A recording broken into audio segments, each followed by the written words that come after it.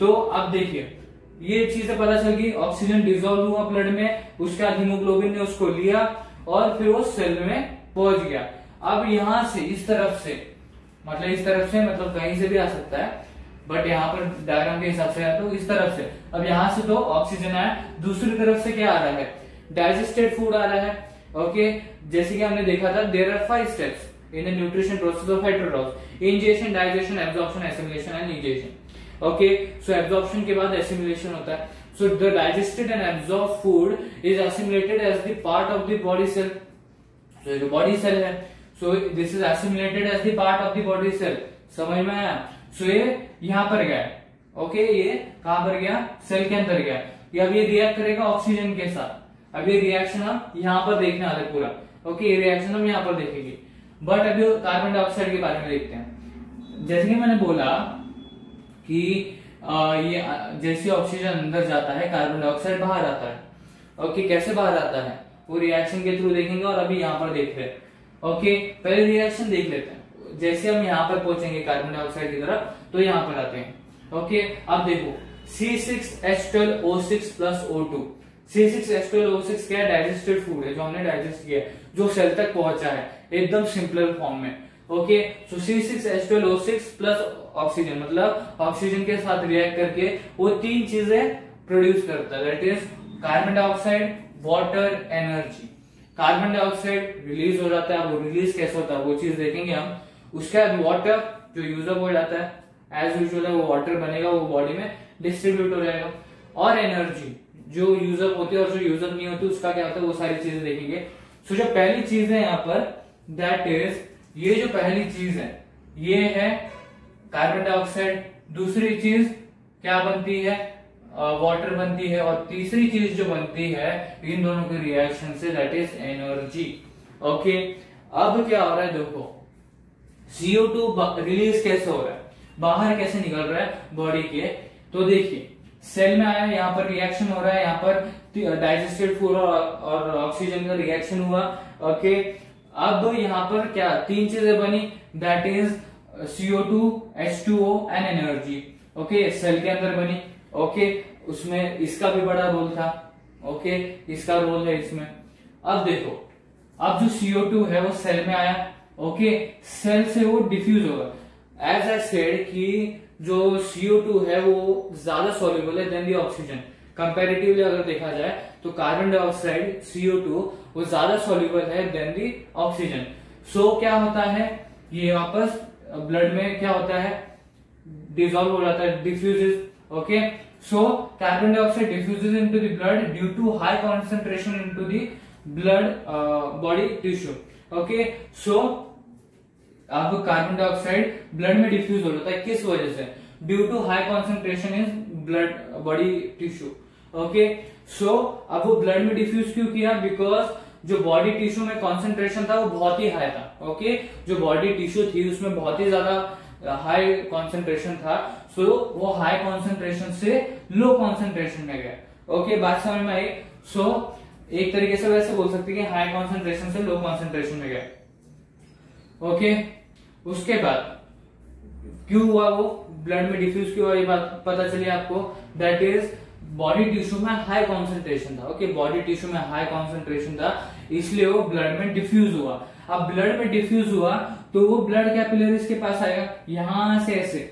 Okay, हम ऐसा भी कह सकते हैं कि हीमोग्लोबिन उसको ब्लड कैपिलरीज तक लाएगा। ओके, ऐसा भी कह सकते हैं, अगर सर्च करके देखोगे आप तो उसका आंसर ऐसा मिल सकता है, राइट। सो उस तरीके से भी कह सकते हैं। और दूसरा केस क्या हो सकता है कि वो CO2 ब्लड में डिसॉल्व होके ब्लड कैपिलरीज तक आए, फिर वो ब्लड कैपिलरीज से, अब ब्लड कैपिलरीज इसके साइड में ऐसी ब्लड कैपिलरीज समझ लो।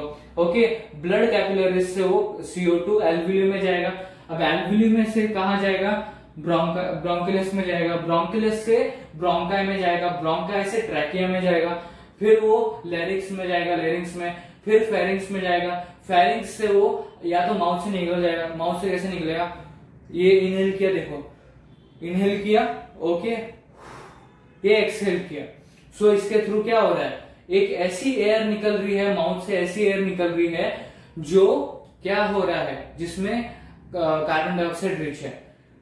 एयर लिया जो रिच इन ऑक्सीजन था, जो रिच इन कार्बन डाइऑक्साइड। समझ में आई बात? ओके, सो इन सम टाइम और इन सम केसेस, ओके, इन सम केसेस ये एयर माउथ से निकलेगा, और ज्यादातर टाइम अगर आप देखोगे तो वो नॉस्ट्रिल्स मतलब नोज से निकलेगा। क्या निकलेगा? म्यूकस वगैरह ये सारी चीजें नहीं निकलेगी, हम कार्बन डाइऑक्साइड की बात कर रहे हैं। ओके, सो कार्बन डाइऑक्साइड निकलेगा। ओके, सो बात समझ में आई? नॉस्ट्रिल्स के थ्रू मतलब यहाँ से नोज जो है आपका, वहां से क्या होगा, कार्बन डाइऑक्साइड या एयर निकलेगा जो कार्बन डाइऑक्साइड में रिच होगा। Okay, so the air which is rich in carbon dioxide will be release. Okay, ये बात समझ में आया? देखो एक बार रिवाइज कर लेते हैं। यहाँ से ऑक्सीजन गया यहाँ पर, ओके, देन उसने डाइजेस्टेड फूड के साथ रिएक्ट करके तीन चीजें बनाई, CO2, H2O, एनर्जी। CO2 का क्या हुआ? वाटर का तो पता है, वाटर है तो यूज अप हो ही जाएगा होल बॉडी के थ्रू। ओके, ऐसा हम कह सकते हैं। सो जो CO2 है वो सेल में आया, सेल से वो डिफ्यूज होकर ब्लड में, ब्लड से अब दो केसेस निकलते हैं। अगर आप सर्च करके देखोगे तो वो बताती है कि जो हीमोग्लोबिन है वो ऑक्सीजन को सेल की तरफ लेके जाता है, और फिर जो कार्बन डाइऑक्साइड है वो एल्वियोली तक लाता है। ये ऐसी चीज बताई गई है। सो एक तरीके से वो हो सकता है, और दूसरी केस क्या हो सकती है, वो सॉल्युबल है ब्लड में, तो वो सॉल्यूट हो जाएगा in the blood. Okay, and then वो ब्लड कैपिलरी तक पहुंचेगा, ब्लड कैपिलरी में पहुंचा फिर वो एल्वियोली तक पहुंचेगा। मैंने बताया आपको, प्रैक्टिकली बताया। ये है ब्लड कैपिलरीज, यहाँ पर कार्बन डाइऑक्साइड है, वो पहुंचेगा एल्वियोली में, एल्वियोली में पहुंचा वो ब्रोंकलस में जाएगा, ब्रोंकलस से ब्रोंकाई में जाएगा, ब्रोंकाई से ट्रैकिया में, ट्रैकिया से लैरिंग्स में, देन फेरिंग्स में, देन इन सम केसेस वो माउथ से भी निकल सकता है। ओके, क्या कार्बन डाइऑक्साइड, और इन द मोस्ट टाइम्स वो नोज से निकलता है। मैंने आपको प्रैक्टिकली भी करके दिखाया कि माउथ से कैसे निकलेगा। Okay, when we will do it physically like this, when we will do it physically, then at that time in that case carbon dioxide कहां से निकल रहा है? माउथ से निकल रहा है, बट इन मोस्ट केसेस वो नोज से निकलेगा, नॉस्ट्रिल से ही निकलेगा। ओके, सो कार्बन डाइऑक्साइड निकल गया। ओके, क्या हुआ? कार्बन डाइऑक्साइड निकल गया। अब अगली चीज वाटर, वाटर यूज अप हो जाएगी एज इट इज, मतलब आपको पता है water is necessary, okay, for the body. So एक तरीके से वो एब्जॉर्ब हो जाएगा या यूज अप हो जाएगा। ओके, यूज अप हो गया, उसके बाद क्या होगा? एनर्जी बचा। दो चीजें हो गई हमारी, हमने कार्बन डाइऑक्साइड को रिलीज कर दिया। ओके, कार्बन डाइऑक्साइड को ऐसे रिलीज कर दिया, ऑक्सीजन आया यहाँ पर, डाइजेस्टेड फूड के साथ रिएक्ट किया, कार्बन डाइऑक्साइड ऐसे रिलीज हो गया, वाटर जो है यूज अप हो गया। अब एनर्जी का क्या होगा? Energy is in the form of ADP. Okay, energy is in the form of ADP, that is this form. Okay, इस फॉर्म में है वो। समझ में आई बात? सो एडीपी के फॉर्म में है। ओके, सो क्या है यहाँ पर? पी क्या है? फॉस्फेट बोल सकते हैं आप इसको। ओके, सो ये जो पी है ये सेपरेट रहता है। जब वो सेपरेट रहता है, पी बताया मैंने आपको क्या है, राइट? तो इन बेसिक सा सिंपल लैंग्वेज में शॉर्टकट में बोलते हैं हम। ओके, सो ज्यादा लंबा नहीं करेंगे अभी। सो क्या हो रहा है? जो पी है, एडीपी कब रहता है? जब वो पी साइड में है। ओके, मतलब उससे बॉन्ड में नहीं है, इस तरीके से बॉन्ड में नहीं है, तब क्या है? वो साइड में है। तो जब एनर्जी बनता है, अब इसमें भी दो केसेस बनती है, एनर्जी जब बन गई और उसको यूज नहीं करना, तो पूरी की पूरी एनर्जी एटीपी फॉर्म में स्टोर रहेगी। ओके, और जब एनर्जी यूज हो गई और सम एनर्जी है, थोड़ी सी एनर्जी है जो बाद में यूज हो सकती है, पर अभी यूज करनी नहीं है। बाद में क्या हो सकता है? बाद में यूज हो सकती है, बट अभी करनी नहीं है। सो ये जो एनर्जी है, जैसे कि मैंने आपको दो केसेस बताया, एक तो पूरी एनर्जी बन गई बट उस एनर्जी का भी उपयोग नहीं करना है, उस एनर्जी का यूज नहीं करना, तो वो पूरी की पूरी एनर्जी एटीपी फॉर्म में यूज हो जाएगी, मतलब यूज नहीं होगी, स्टोर होगी, राइट? बट एनर्जी फॉर्म हुई, ओके, उसके बाद वो यूज हुई, उसमें से 20% ऑफ एनर्जी इज रिमेनिंग, ऐसा समझ लेते हैं। 100 में से 80% of energy is use, 20% of energy is remaining. So क्या होगा? जो एडीपी है वो पी के साथ क्या होगा? बॉन्ड बनाएगा, मतलब इसका एडिशन होगा, दैट इज बॉन्ड बनाएगा वो, और फिर वो एटीपी बनेगा। एटीपी का बॉन्ड कैसा होता है? देखो यहाँ पर एटीपी का बॉन्ड यहाँ पर बताया, सेपरेटली बना के दिखाता, देखो ये पी और P। ओके, ये हो गया ADP। ओके, ये हो गया ADP। ओके, और इसमें क्या है, ये P सेपरेट है, ये P सेपरेट है। तो ये इस जहां पर ये बॉन्ड नहीं है, यहाँ पर देखो, यहाँ पर आपको आप देखोगे यहाँ पर बॉन्ड नहीं है। ओके, सो ऐसे टाइम पे क्या है, ये ADP है। ओके, ये ADP है, बट जब ये बॉन्ड बन जाएगा, ये बॉन्ड बन जाएगा, तब इस बॉन्ड में ये एनर्जी क्या होगी, स्टोर होगी। सो इसको इस फॉर्म को क्या बोलते हैं हम, ATP बोलते हैं, जो फॉर्म यहाँ पर रिप्रेजेंट किया गया है। So energy stored in this form. Okay, ATP में स्टोर की जाती है। अब क्या होगा, एनर्जी स्टोर करके रखिए, for some time, for a while of time it is stored, but now we have to use the energy. So while using the energy ये बॉन्ड चला जाएगा। ओके, मतलब क्या, ये जो है एक तरीके से ऐसा है। ओके, एक तरीके से आप ऐसा बोल सकते हो कि यहाँ पर ADP था, तो ये अब तक एनर्जी स्टोर नहीं हुए, तो यहाँ पर एनर्जी स्टोर हो गई, बट अभी एनर्जी यूज करनी है, तो ये जो बॉन्ड है यहाँ पर रेड कलर का दिख रहा है आपको, तो ये बॉन्ड टूट जाएगा। ओके, एंड एनर्जी यूज होगी। ओके, मतलब अब ATP में एनर्जी स्टोर नहीं की गई, ATP से एनर्जी ले गई है, मतलब एनर्जी चली गई है और अब वो यूज होगी। बट अब यहाँ पर क्या होगा, एक तरीके से आप ऐसे बोल सकते हो, बट अभी मॉलिक्यूलर फॉर्मूला में बताऊं आपको मैं। सो क्या होगा, A यहाँ पर है, ओके, यहाँ पर P, ओके, यहाँ पर P, एंड सेपरेटली P वापस चला जाएगा। सो इसी तरीके से पूरा स्टेप चलता रहता है। अभी वापस समझाता हूं, समझ में नहीं आया होगा तो देखिए। एनर्जी बनी, दो केसेस, पहला केस आपको समझा दिया मैंने। दूसरा जो केस है, अब एनर्जी यूज करनी है। पहली चीज क्या, ये जब एनर्जी बनी नहीं है, एनर्जी यूज हो रही है, अब तक स्टोर नहीं करनी है, तो उस फॉर्म पे ADP ऐसा रहता है। ओके, P ऐसा रहता है। P क्या है वो मैंने बताया आपको, राइट। सो P ऐसा रहता है। जब वो ऐड हो जाता है, मतलब जब उसका बॉन्ड बन जाता है, तो वो ऐसा होता है, और इस बॉन्ड में क्या होता है, एनर्जी स्टोर होती है।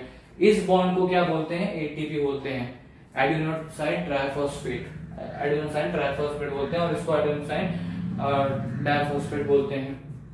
बात समझ में आया। सो ATP में स्टोर हुआ, so the energy store in this form, that is in this form. अब जब यूज करनी है एनर्जी, अब क्या करना है, यहाँ पर देखिए, अब एनर्जी यहाँ पर यूज करनी है।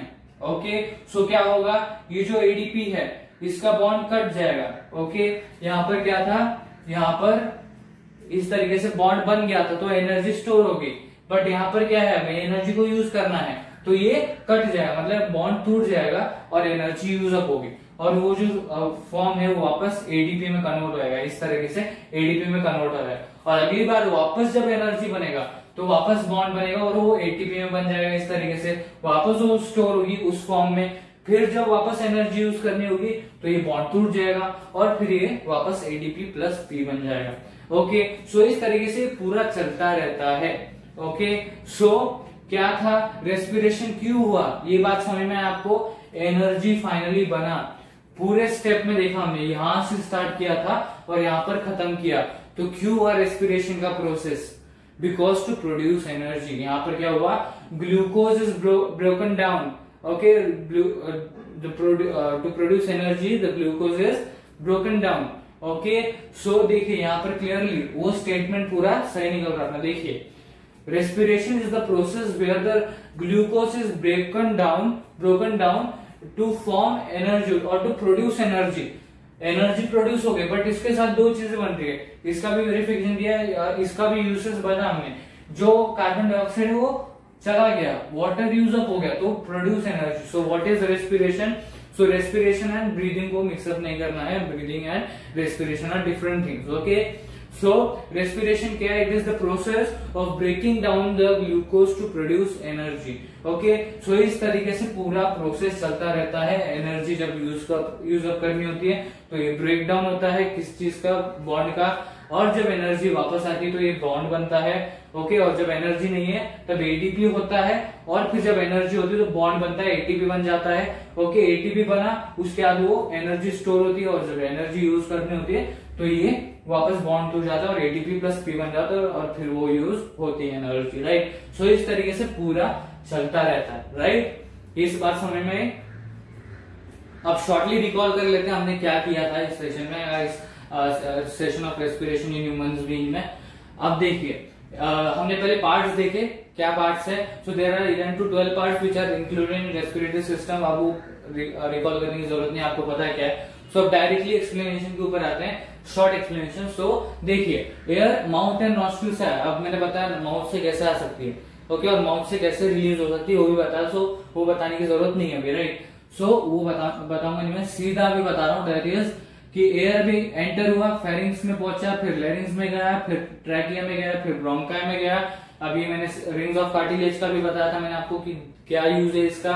फिर वो पहुंचा ब्रोंकलस में, ब्रोंकलस से क्या हुआ, ब्रोंकलस से वो पहुंचा एल्व्यूली में। अब एल्व्यूली के ऊपर क्या है, ब्लड कैपिलरीज है। ब्लड कैपिलरीज से क्या होगा अभी, मतलब ऑक्सीजन, देखो रेस्पिरेटरी ब्रोंकलिस में पहुंचा, उसके बाद एल्व्यूली में पहुंचा। एल्व्यूली से ये जो है ना ऑक्सीजन, ये इसमें जाएगा, किसमें, ब्लड कैपिलरीज में जाएगा। अब यहाँ पर ब्लड कैपिलरीज में से ये डिसॉल्व होगा, किसमें, ब्लड में, क्या, ऑक्सीजन। बात समझ में आया। तो ऑक्सीजन इसमें ब्लड में डिफ्यूज होगा। सो अब डिफ्यूजन जो है, सॉल्युबिलिटी जो है किस चीज की, ऑक्सीजन की, वो कार्बन डाइऑक्साइड से कम है। तो there should be a responsibility on someone to take the oxygen to the cell. So who will do that, hemoglobin. So transport of oxygen is by respiratory red pigment hemoglobin. अब hemoglobin ही क्यों, because it has very high affinity for the oxygen. Okay, अभी ये समझाया मैंने, high affinity मतलब क्या है, अंदर वो सारी चीजें, राइट। सो अब हीमोग्लोबिन ही क्यों, because it has very high affinity for oxygen. उसके बाद अब ये सेल में पहुंच गया, ओके। अब सेल में पहुंचा तो अब डाइजेस्टेड फूड भी आ रहा है। अब कैसे डाइजेस्टेड फूड आ रहा है मैंने एक्सप्लेन किया। तो C6H12O6 आ रहा है यहाँ से। सो अब डाइजेस्टेड फूड और ऑक्सीजन क्या करेंगे, रिएक्ट होंगे, और उसके बाद C6H12O6 plus O2 will produce three things, that is, or it will give three things, that is CO2, H2O and क्या, एनर्जी। अब इसमें से पहली चीज CO2, उसका क्या होगा, अब वो सेल में आई वापस, ओके, सेल में ही ये सारा प्रोसेस हो रहा था, तो सेल में आई वापस, ओके। सो सेल में CO2 है, तो अब CO2 की सॉल्युबिलिटी, आप बोल सकते हो CO2 is more soluble than oxygen. So वो सॉल्युबल है, तो इसमें दो केसेस निकलते हैं। अगर आप सर्च आउट करोगे तो उसमें बताया जाएगा कि हीमोग्लोबिन ही है जो ऑक्सीजन को सेल तक पहुंचाता है, और कार्बन डाइऑक्साइड को सेल से निकाल के ब्लड कैपिलरीज या एल्वुली तक पहुंच जाता है। तो एक केस हो सकता है। दूसरा केस क्या है, दैट इज जो CO2 है वो सॉल्युबल है, सो ब्लड में डिसॉल्व हो जाएगा due to high concentration in body tissues, okay. So why CO2 is diffused in the blood, because there is a high concentration in body tissues. तो आपको ये तो फंडा पता है, हाई कॉन्सेंट्रेशन से लो कॉन्सेंट्रेशन का, ये पता है आपको, राइट। सो उसी की वजह से बॉडी टिश्यूज में हाई कॉन्सेंट्रेशन, उसके वजह से ये जो CO2 है वो ब्लड में डिफ्यूज हो जाएगा। फिर वो किसी ना किसी तरह से, जैसे कि मैंने आपको दो केसेस बताया, उस तरीके से वो ब्लड कैपिलरीज तक पहुंचेगा। ब्लड कैपिलरीज से वो एल्वुली में तक जाएगा, एल्वुली में से वो ब्रोंकिलिस में जाएगा, फिर वो ब्रोंकाई में आएगा, फिर ट्रैकिया, देन लेरिंग्स, फिर फेरिंग्स, फिर वो माउथ से भी निकल सकता है। Some of the time when we do it physically, so वो माउथ से निकलेगा, जो एयर है which is rich in carbon dioxide, वो माउथ से निकलेगा। And some time it will go from mouth, it will be released from the mouth, and most of the time it will release from the nose, okay, या nostril जो बोलते हैं, right.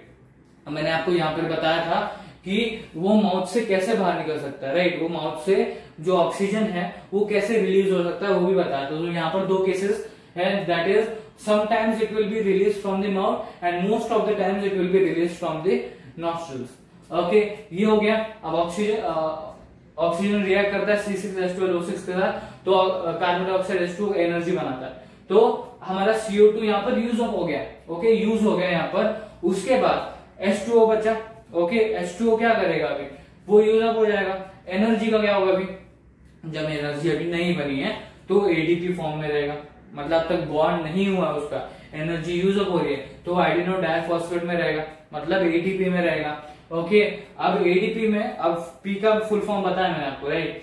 सो P, अब इसका structure कैसा होगा, A, उसके साथ बॉन्ड में दो P होंगे और एक P फ्री होगा, इसको ADP बोलते हैं। अब जब एनर्जी को स्टोर करना, अब दो केसेस निकाले थे मैंने यहाँ पर, आपको दो केसेस पता है। ओके, एक केस तो ये दैट इज जब एनर्जी फॉर्म हुई बट उसकी जरूरत नहीं है अभी, फुल एनर्जी तब वो एटीपी फॉर्म में चली जाएगी। दूसरा केस एनर्जी यूज हो गया, 80% एनर्जी यूज हो गया, 20% एनर्जी बचा है तो वो एनर्जी यूज होगा। तो ऐसे दो केसेस बताएं जो जहां पर एनर्जी स्टोर हो सकती है, राइट। सो अब जब एनर्जी स्टोर करनी है तो एडीपी फॉस्फेट के साथ बॉन्ड बनाएगा और उस बॉन्ड में ये जो एनर्जी वो स्टोर होगी। Okay, so energy will be stored in this bond, that is ATP के बॉन्ड में एनर्जी स्टोर होगी, राइट। अब जब एनर्जी वापस यूज करनी होगी उस बॉन्ड को वो तोड़ा जाएगा, वो बॉन्ड टूट जाएगा। ओके, जब वो बॉन्ड टूटेगा तब वो एनर्जी वापस यूज होगी। ओके, सो जब एडीपी से एटीपी में कन्वर्ट करना है तो एटीपी इसका मॉलिक्यूलर फॉर्मूला या इसका फॉर्मूला क्या था, इसके बॉन्डिंग्स क्या थे, केमिकल बॉन्डिंग्स क्या थे, इस तरीके से। उसके बाद वो एटीपी में ऐसे कन्वर्ट होता है, ऐसे। ओके, जब एनर्जी स्टोर की गई है और जब एनर्जी वापस यूज करनी तो ये बॉन्ड टूट जाता है। और यहाँ पर दो तरीके से मैंने बताया, एक तो यहाँ पर हो रहा था, ये यहाँ पर एक तरीके से बताया गया और ये दूसरी तरीके से यहाँ पर बताया गया। तो दोनों केसेस में बताया आपको कि किस तरीके से वो वापस एडीपी प्लस पी बन जाता है, राइट। सो इस तरीके से पूरा प्रोसेस होता रहता, मतलब ऑक्सीजन आएगा, वो डाइजेस्टेड फूड के साथ क्या करेगा, रिएक्ट करेगा और उसके बाद क्या होगा, वो ये तीन चीजें बनाएगा जिसमें से CO2 वापस बाहर चला जाएगा, रिलीज हो जाएगा, वाटर यूज अप होगा और फिर एनर्जी क्या होगा, एनर्जी को ऐसे स्टोर करके रखेंगे। फिर वो एनर्जी लगेगा तो वापस ये एनर्जी यूज होगी, फिर वापस ऑक्सीजन आएगा, वो डाइजेस्टेड फूड के साथ रिएक्ट करेगा, फिर CO2 H2O एनर्जी बनाएगा, फिर CO2 रिलीज हो जाएगा, जिस तरीके से मैंने बताया उस तरीके से रिलीज होगा, देन H2O यूज अप हो जाएगा और फिर एनर्जी वापस इस फॉर्म में स्टोर होगा। तो एक ही चीज बार बार रिपीट होने वाली इस स्टेप के बाद। ओके, सो यहाँ पर एनर्जी बना, फिर ऑक्सीजन वापस आएगा, फिर एनर्जी बनेगा, ऑक्सीजन वापस आएगा, फिर एनर्जी बनेगा, CO2 वापस रिलीज होगा। इसी तरीके से ये होता रहेगा, ये प्रोसेस ऐसे ही होता रहेगा। तो respiration is the process in which the glucose is broken down to produce energy, and breathing is the process in which oxygen is inhaled and what we say carbon dioxide is released. So इस तरीके से हमारा respiration in human beings का top 10 session खत्म होता है।